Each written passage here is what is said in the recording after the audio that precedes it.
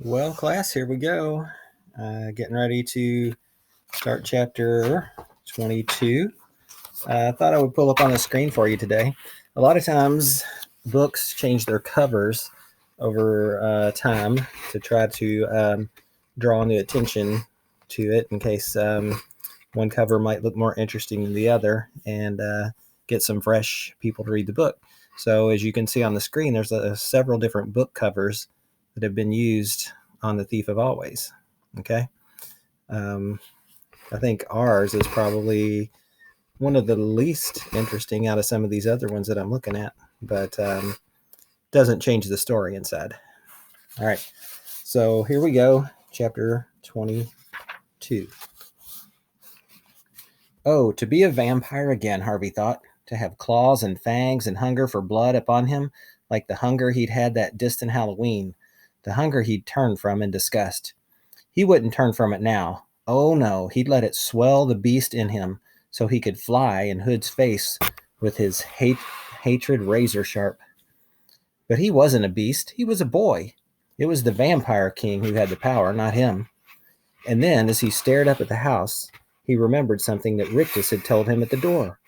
It takes a lot of magic to conjure up these shams and hoaxes, he'd said. Mr. Hood's really sweating to find you something you'd like. Maybe I don't need fangs, Harvey thought. Maybe all I need is wishes. I want to talk to Hood, he told Rictus. Why? Well, maybe there are some things I'd like, only I want to tell him about them personally. He's listening, Rictus said, glancing back toward the house. Harvey scanned the windows and the eaves and the porch, but there was no sign of any presence. I don't see him, he said. Yes, you do, Rictus replied. Is he in the house? Harvey asked, staring through the open door. Haven't you guessed yet? Rictus replied. I bet you all know what he's about to say. He is the house. As he spoke, a cloud moved over the sun. The roof and walls darkened, and the entire house seemed to swell like a monstrous fungus. It was alive. From the eaves to the foundations, alive. Go on, Rictus said. Speak to him. He's listening. Harvey took a step toward the house. Can you hear me? He said. The front door swung a little wider, and a sighing breath from the top of the stairs blew a cloud of Jive's dust out onto the porch. He can hear you, said Rictus. If I stay, Harvey began. Yes, said the house, making the word from creaks and rattles. You'll give me anything I want? For a bright boy like you, came the reply. Anything. You promise on your magic. I promise. I promise. Just say the word. Well, for a start, yes, I lost my arc. Oh, then you must have another, my lodestar, the Hood house said. Bigger, better. And a board of the porch folded back as an arc 3 times the size of the first one rose into view. I don't want lead animals, Harvey said as he walked toward the steps. What then? Said Hood. Silver, gold. Flesh and blood, Harvey replied. Perfect little animals. I like a challenge, Hood said, and as he spoke, a tiny din of bellows and roars rose from the ark, and the little windows were flung open, and the doors flung wide, and 100 animals appeared, all perfect miniatures, elephants, giraffes, hyenas, aardvarks, doves. Satisfied? Said Hood. Harvey shrugged. It's okay, I suppose, he said. Okay, said Hood. It's a little miracle. So make me another.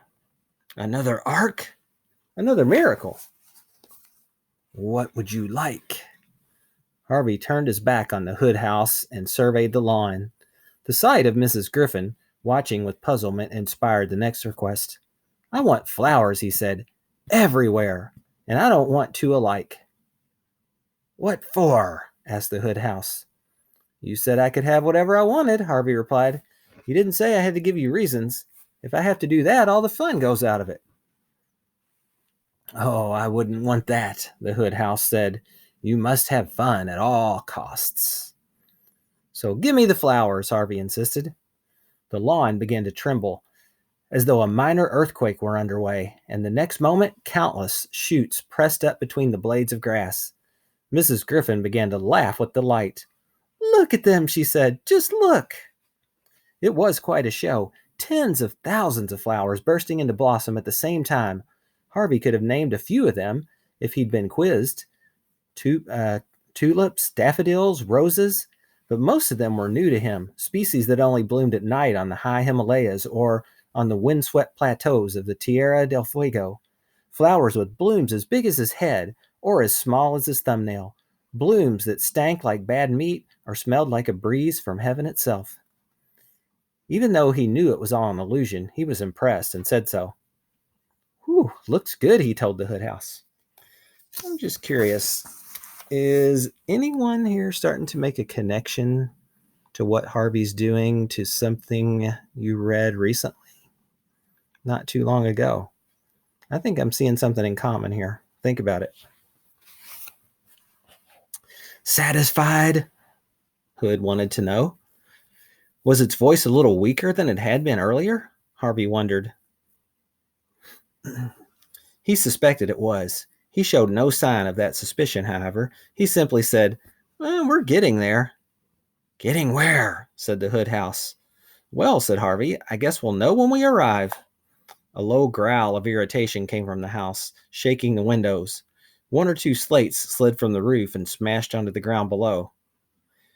Ooh, I'm going to have to be careful, Harvey thought. Hood's getting angry. Rictus echoed that thought. I hope you're not stringing Mr. Hood along, he warned, because he doesn't like that kind of game. He wants me happy, doesn't he? Harvey said. Well, of course. So how about something to eat? The kitchen's full, said Rictus. I don't want pies and hot dogs. I want... He paused, ransacking his memory for delicates he'd heard about. Roast swan and oysters and those little black eggs. Caviar? Rictus suggested. That's it. I want caviar. Really? It's disgusting. I still want it, said Harvey, and frog's legs and horseradish and pomegranates. The meals were already appearing in the hallway, plate upon steaming plate. The smells were tantalizing at first, but the more dishes Harvey added to the list, the more sickly the mix became.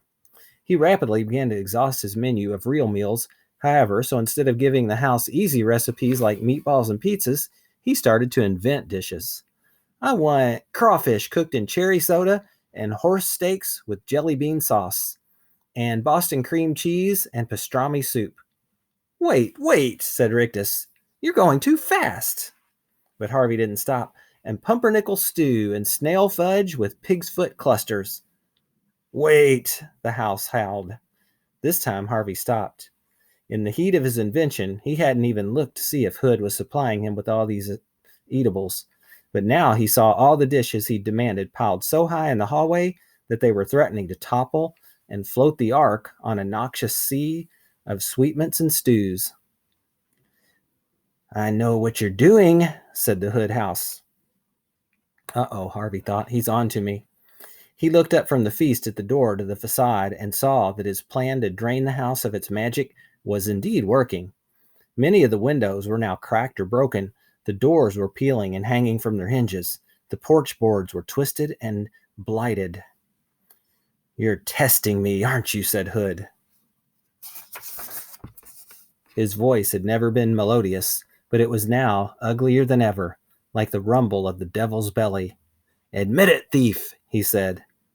Harvey took a deep breath and then said, if I'm going to be your apprentice, I need to know how powerful you are. Are you satisfied? The decaying house demanded. Almost, Harvey said. What more do you want? It roared. What more indeed, Harvey thought. His mind was reeling with these ridiculous lists. He had little left in the way of demands. You may have one final gift, the Hood House said. One final proof of my power. Then you must accept me as your master forever and ever. Agreed?